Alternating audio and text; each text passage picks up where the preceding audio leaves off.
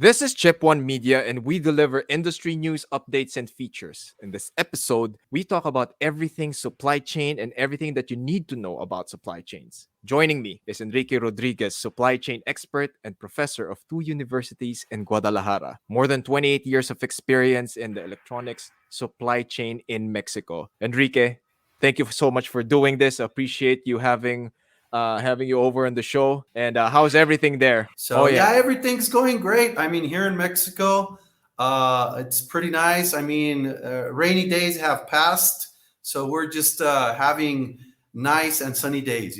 Always, Yeah. always. So we'll get right into it. So, what is supply chain management? Okay. Yeah, it's a very extensive question. If we talk about all the supply chain industries that we have in the world. But I'm going to mention that supply chain management is the way that we integrate natural resources into a process using information, logistics, and other services, and having customer satisfaction at the end of the road with the finished good.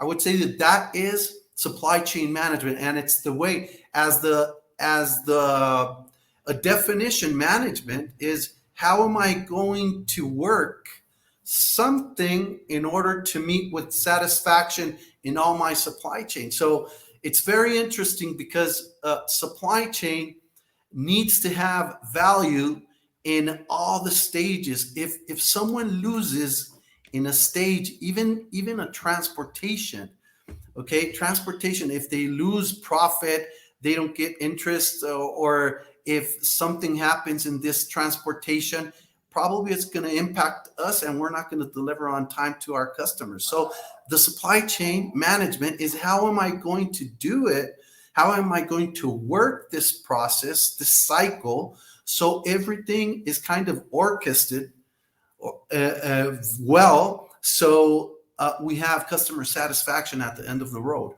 So that is what supply chain management is in the basics, Franco. Basically, these are pieces of the puzzle that are working together. So it's like one whole chain and they have to work together. So That's if one is missing or if one malfunctions, then one thing leads to another. Does that make sense? I mean, do I have like a better understanding of it now? Yeah, you know what? You use the right word. It's simply as a chain. It's Mm-hmm. simply as a chain. You need a chain to come to point A to point B. So we need to have forces between each one of the chain knobs, let's say, that are going to do an effort to complete that state. So it's very simple as a chain. It has a chain reaction. Everything has a chain reaction in this supply chain. So we need to know how to manage it. And right nowadays, information is necessary to know how to use information so we could do more efficient our process in our internal supply chain and our external supply chain. What do I mean with this? Because it's very interesting.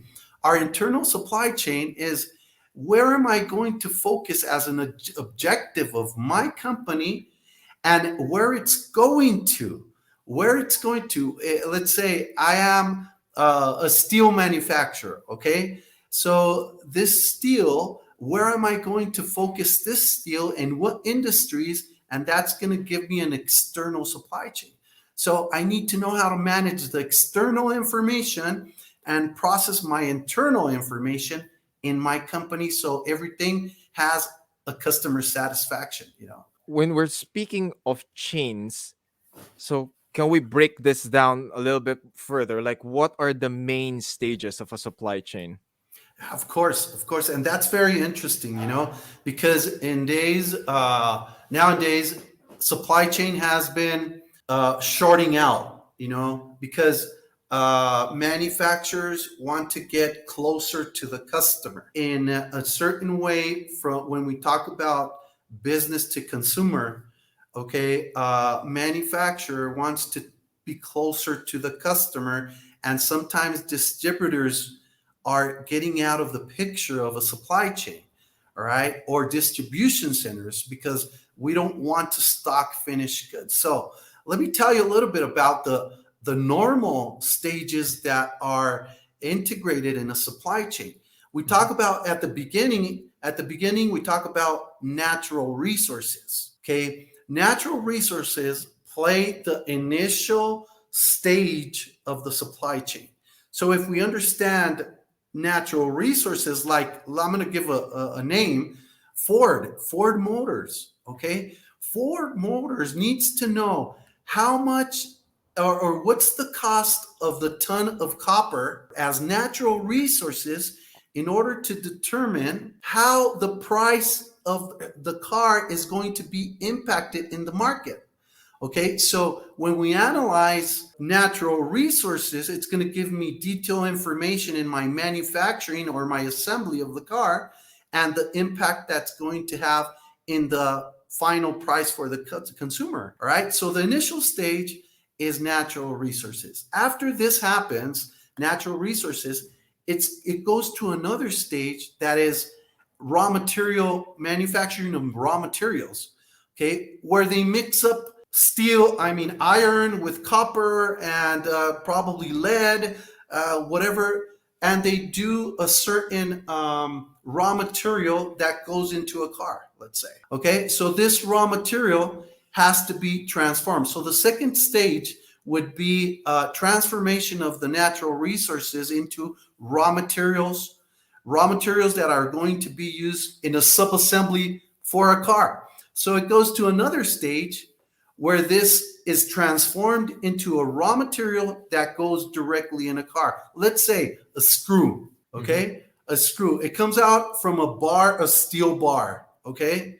And this steel bar is going to be transformed into a screw, okay? And this screw is going to go into a car, okay? So these stages, if we understand them very well, okay, we could start managing, okay, the impact that these natural resources and raw materials are going to have in the assembly of the car. So Ford Motors, I'm using this example. Ford Motors knows all these stages. They develop these stages from I would say it's like a cloud. Okay, they have to have this complete view of all the supply chain in each one of the stages in order to understand what's going to be the impact in this car that they manufacture. Okay, and after we have the manufacturing or the assembly of the car, we have distribution centers, because most of the time these distribution centers, the manufacturing site doesn't have the capacity to store cars because they need big spaces for these cars. So we have distribution centers that they don't want to use them anymore because that's an expense, but they need to use them in order to control their demand or their forecasting of cars. They have these cars in a distribution center. This is another stage. And then these distribution centers send out to retailers, okay? Send out to retailers, and the retailers connect directly with the end user or the consumer, okay? So these stages, we need to understand them. And the way to understand it is how from the manufacturing side behind is all the process of raw materials, natural resources that we're going to use in the manufacturing. Then after we have a finished good manufactured, okay, we're going to talk about business to consumer focus. And that means, how am I going to do my marketing, my publicity? How am I going to do all this in order to have the consumer notified that we have a new car in the market, you know? So all this package of supply chain needs to be controlled, all right? So the supply chain and these stages, okay, are very important to understand them in order to know where am I going and what's my potential as a company, all right? Now, how do I connect? We were talking about a chain, no? A chain. Yes. How do I connect all these stages? The first way to connect this, and I put it like kind of in the top of each one of these stages, is information. What Mhm. kind of information I need to process from the stage behind me and the stage in front of me so I could complete my process. That is procurement and sales. Mhm. Okay, so how do I procure my materials? How do I do my sales from the stage I am? So I need the information, and this is where software helps us a lot. ERP programs, Mm. CRM programs, SRM programs, supply chain programs that could help us out to integrate the information so we could control, we could manage the Mhm. information. Okay, and on the bottom side, to close each one of these links, we need products and services. Okay? We need to close each one of these links. And transportation plays a very important logistics, important game in each one of these links that we want to close.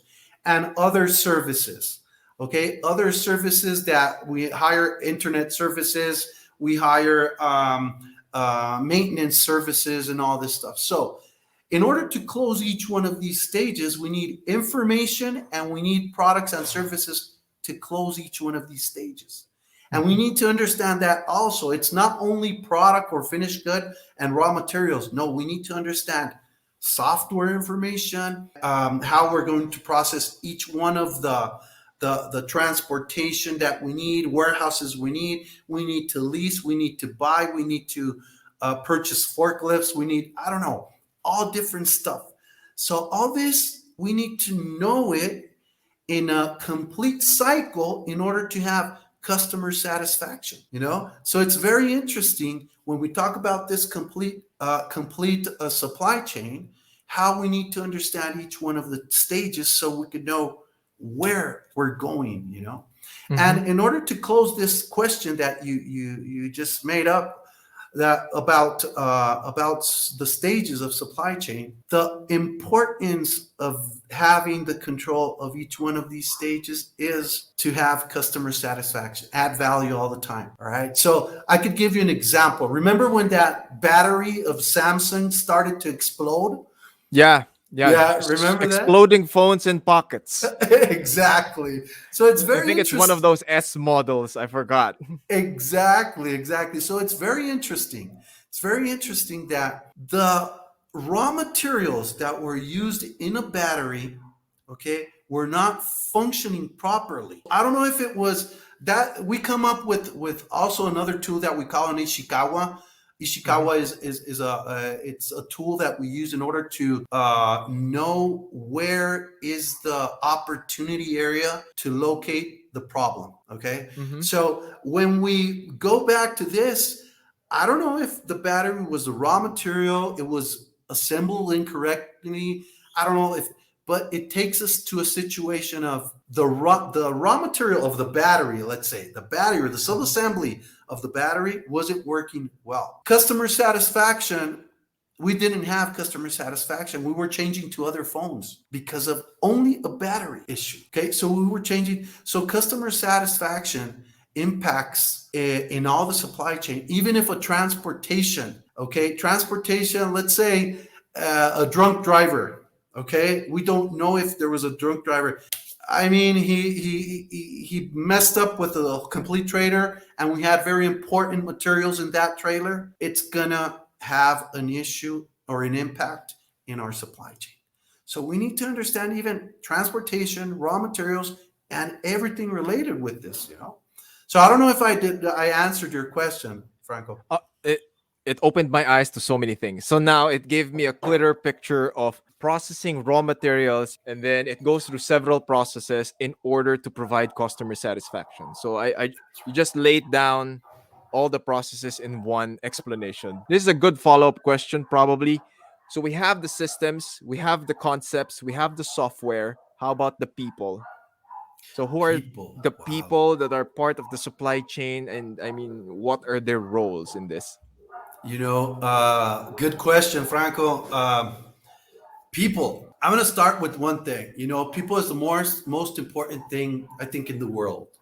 Okay, people. Because if we don't have people in the world, it's not worth having a world. Mm-hmm. So it's the most 100%. important. It's the most important thing that we have. It's not a thing. It's people. You Mm-hmm. know, it's the most important thing, but it's the one that we have more problems with. Mm-hmm. That is Because true. That is yeah, so true. it's the most important, but it's the one we have more problems with. You know Mm-hmm. why? Because communication. The only problem we have is communication. That's why, I don't know, I heard that in Denmark, or no, in Finland. In Finland, Mm-hmm. they're using a lot of robots that one robot is the equivalent for 10 to 15 people. Mm-hmm. Okay, so in Finland, they're taxing the robot so they could have that income of that robot. They could spread it into society, Mm. right? They could Pretty good share. policy to have. Yeah, because this goes to sustainability also. Yeah. All right. So when this happens, I mean, people are employed, so we need money to purchase things. Mm-hmm. So this tax is helping out people to purchase things. So why do I bring up this point? Because communication is the most important thing that we have to focus in the supply chain. As I mentioned, in order to close each one of these stages, information, we need to know how to process information. And information is related with communication. How is our system going to communicate to us efficiently, okay, and with the less mistake error, okay, that we could comply with customer satisfaction? So people are the ones that have to manage this, and sometimes computers also. I mean, most of the time computers, but we need to process and have that feeling. Okay, that's why we have people in departments, and Yes. I say the procurement side is very important in the supply chain. Procurement side is, where am I going to buy whatever I need to supply to my sales? And in the middle is, how am I going to work and manage all this, the sale and the purchasing? Okay, how am I going to manage it in order to meet with the goal of the company, that is have profit? Okay, so people need to communicate properly in the department that they work in. The supply chain has to be very efficient in order to not have, let's say, when I'm going to give you an example. I used to Mm-hmm. work also for a company that was in the logistics side. Okay, and the logistics and transportation is very urgent. Okay, all the Yes. time. It's a very Speed is common. everything. Yes. Yeah, Speed is everything. urgent, urgent, urgent, urgent. I would say that 80% of the logistics side is urgent. Okay. So when we talk about urgency, okay, what's above urgency then? So it was Emergency. emergency, yeah. I mean, it's an emergency. I mean, that's why I don't have hair. I don't know if it was your problem also. But stress, when you have urgency all the time, people get stressed. Mm-hmm. Okay. And the level of urgency, I remember a boss used to tell me, don't use the word urgency, okay, if it's not an urgency. Okay. Mm-hmm. Okay. So people, when they communicate and they have a lot of urgency, they make mistakes. Okay. So we need to keep on, working with the role of each one of these very important departments, sales and purchasing and the management team, in order to communicate efficiently and have the supply chain work internally. So externally, we have customer satisfaction. So that's the important I give people in the company. The system is important. People are equally as important because the moment they start working together, they produce really good results. With providing the context of supply chains and how it affects everyone, I mean, we started with a screw, we ended up with a truck, or Yeah. with a Ford car. So now, with if we are going to relate everything that's happening, or everything that we just discussed, to what's happening today, for supply chain people or supply chain leaders, companies adapting to what's happening right now. We got the shortage, we got COVID, we got different challenges that's coming. So, in your perspective, how do we deal with this? How should they deal with this? Let's add to your question and also millennial thinking.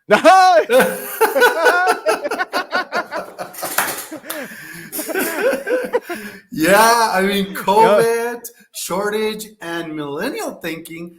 Hmm. It's a great. It's It's a good mishmash of so many things. so many things. So many things. Let me tell you something. About this. How a leadership is working on this because we need to adapt. We need to Hmm. adapt to all this, and we're adapting. Okay. Remember, I told you about the stages of the supply chain, Yes. and the same supply chain is looking towards reducing this because they Hmm. want to reduce cost reduction all the time. Supply chain has been trying to do cost reduction, and that has an impact.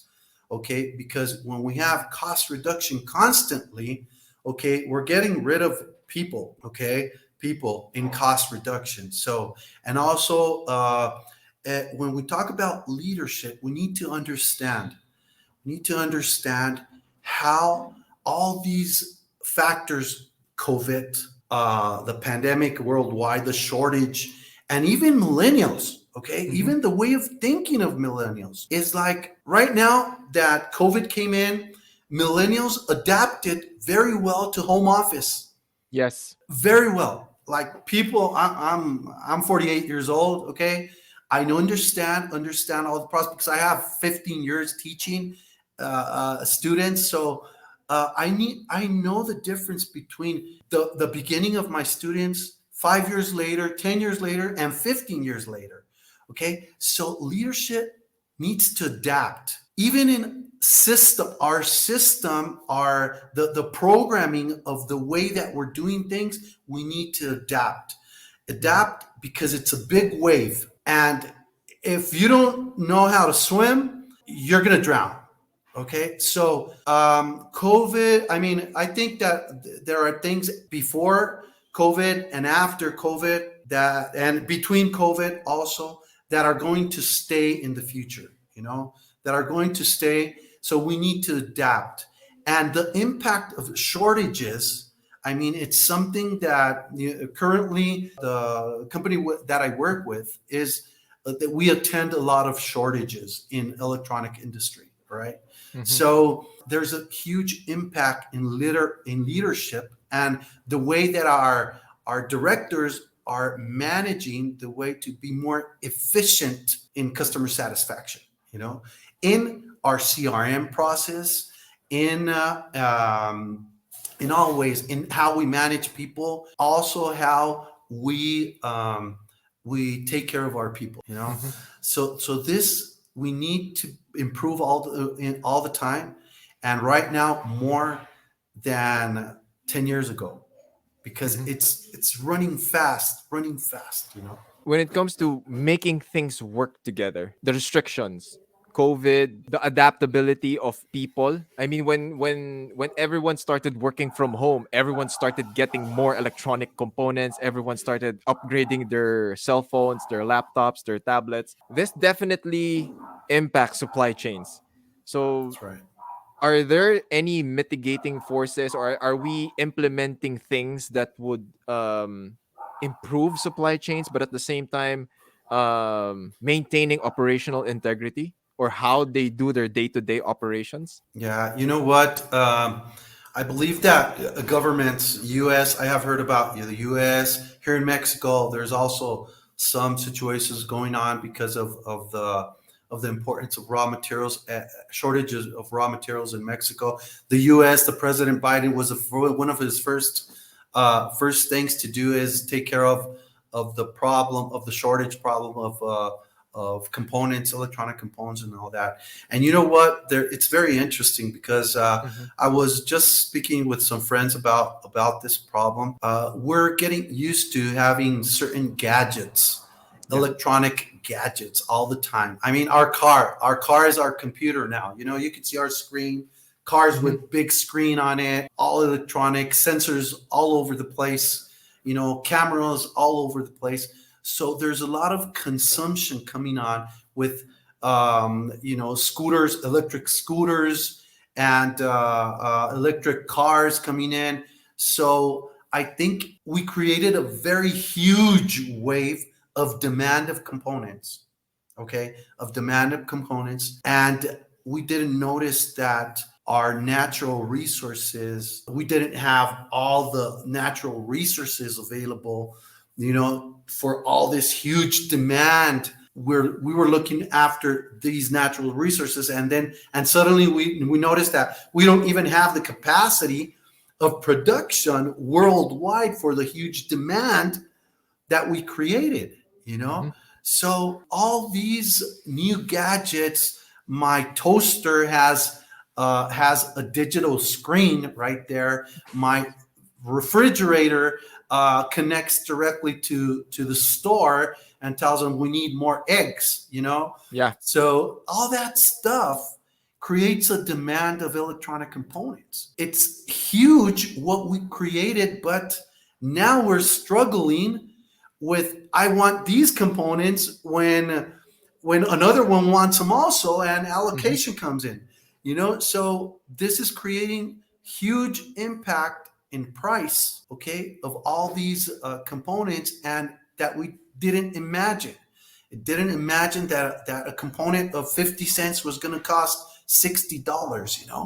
So Wow. that's crazy. That's crazy. Wow. And that's just one example. We have more examples.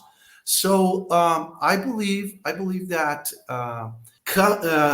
governments need to know what do we have to do in order to manufacture, to not depend also on external countries, and have internal. I mean, we're going back. I mean, this was 1970s when companies said we want to manufacture everything for our production. Like Mhm. if I'm going to do a car, I manufacture the seat.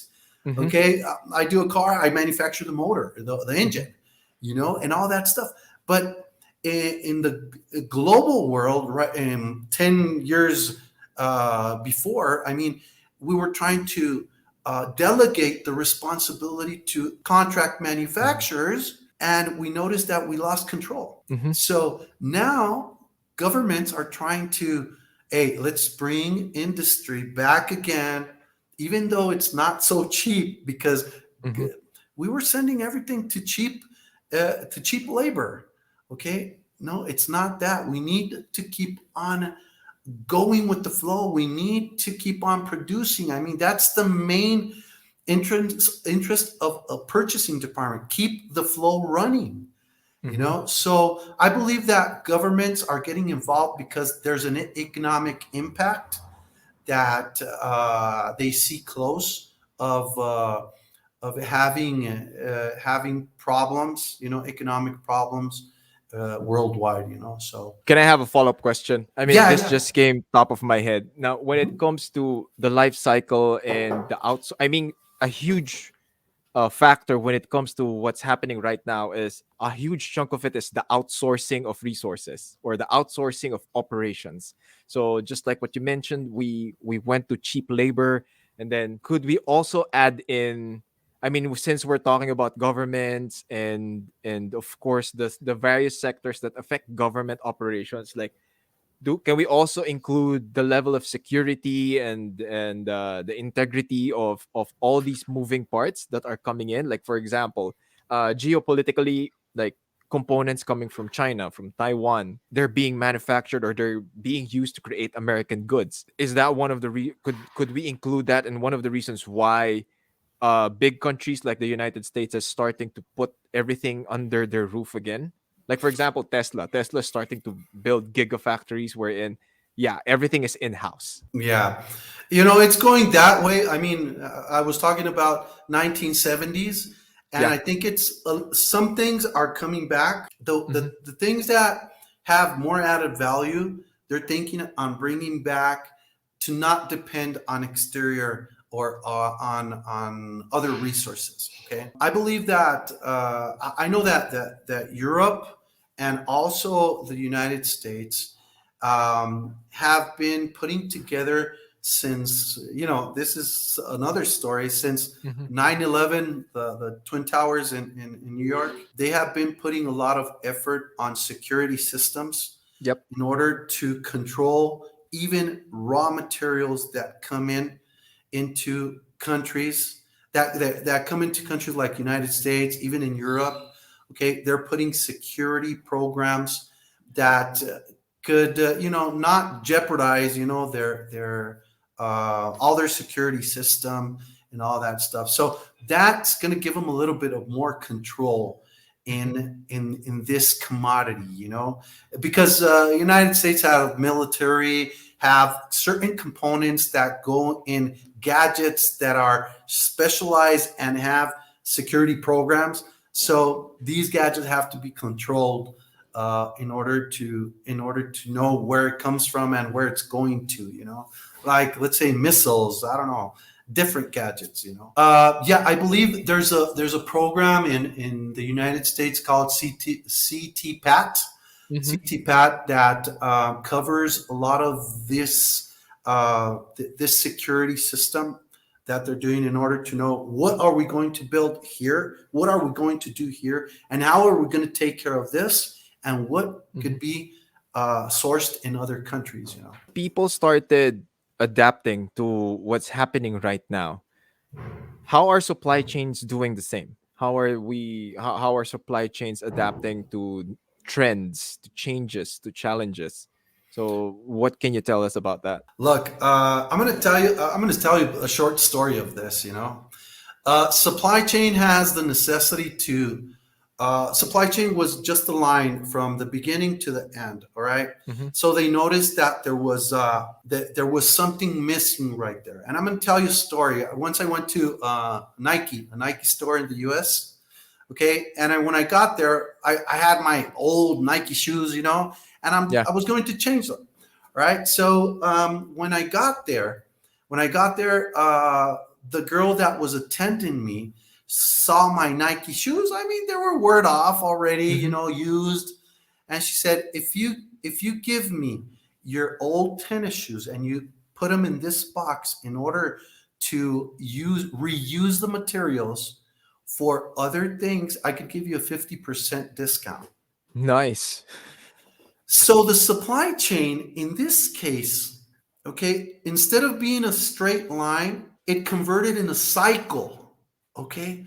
So supply chain is adapting to a cycle process that's called reverse supply chain management. So this reverse supply chain management is having sustainability, okay, and is looking towards, you know, being sustainable and you reusing, recycling, and having society or communities work in, you know, green, doing efforts to help pollution and all that stuff. So supply chain has been adapting as a necessity, and necessity of social necessity, and also because we are finishing with raw materials and we need to look away into rework, reprocess, recycle things. So the supply chain is adapting, needs to adapt because of a worldwide necessity. Okay. Hmm. So people are more aware. Millennials are very adapted to, like, it kind of created me some issues when I used to work with a lot of paper, Hmm. and now I'm paperless. Yeah. Everything is in a computer. Everything's right there. We need to organize now a computer. My files are in my computer. And that's sustainability. Mhm. All right. So I think we do have to adapt. It's something that we're working on. Most of the big companies are working on that and looking forward to not create too much waste during their process. Yeah, because everyone's like shifting to almost green everything. Like, not just in supply chains, but a huge chunk of a lot of big companies are, and a lot of consumers. The way I understand, a lot of consumers, a lot of customers are looking at the sustainability programs of each companies or each brand. I mean, buying behavior now dictates if their brand is sustainable or is helping the environment, then they will patronize it more. So when Exactly. it comes to these things, is there do supply chains adapt the same thing? Like, okay, let's mitigate on this process. Let's tweak it a bit so that we can be a little bit more sustainable. Let's go a little bit greener. I mean, are there any programs being implemented right now? Yeah, this has been working since 1940, 45.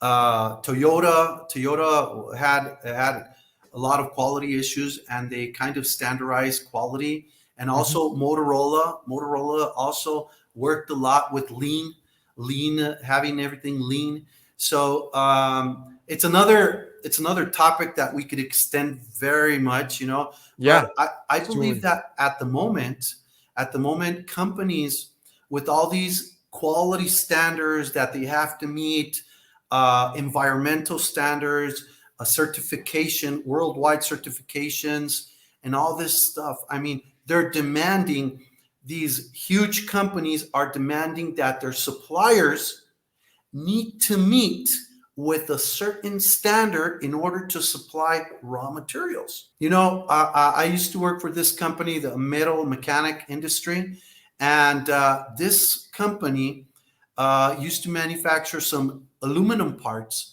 Mm-hmm. for Nortel. Mm-hmm. Okay, for Nortel, very huge company. So we needed to get approved for Nortel, in order to supply to another CM. So when we were getting approved by Nortel, these guys asked our company, okay, do you have something rare for us? Could you show me the training program for your employees about quality standards? And we didn't have any together. All right. So this company was demanding us to work in quality and also training programs in order to be a supplier for them for aluminum parts. Nothing to do, but they were working on this because of the sustainability that they were doing in their complete corporate office. Mm-hmm. So it's very interesting that this, in order to be in these, let's say in the leagues, okay, in these leagues, we needed to standardize our process according to the demand of our customer. So Mm-hmm. this was impacting not only this customer, this was impacting also other customers, because if we had to standardize it, we were going to do it for all our customers, not only for us or for this customer. So it's very interesting how these companies are trying to focus on these quality standards in the supply chain, okay, that help us be improve in our supply chain process. I mean, this is a lot, Enrique. Thank you so much for being on the show. Thank you for answering my questions. I have a better understanding now of what's going on. I mean, and I hope that everyone's gonna watch and listen to this will have the same level of understanding and acquired knowledge from what we had for today. Again, Enrique, thank you so much for being on the show. I hope that you could join us again if I have more supply chain questions. Good. I'm welcome to any questions you have. I mean, I'm glad that you invited me. Thank you very much for your invitation. And at any time, I'm here. Thank you very much, Franco. Okay, all the way from sunny Mexico, Enrique Rodriguez, ladies and gentlemen. This episode was made possible with Chip One Exchange. Chip One Exchange is a leading global franchised and independent distributor of electronic components. And they've been really good partners of the industry for more than 20 years. Visit their website at www.chipone.com. And with that, we bid you farewell and see you on the next episode. Bye bye.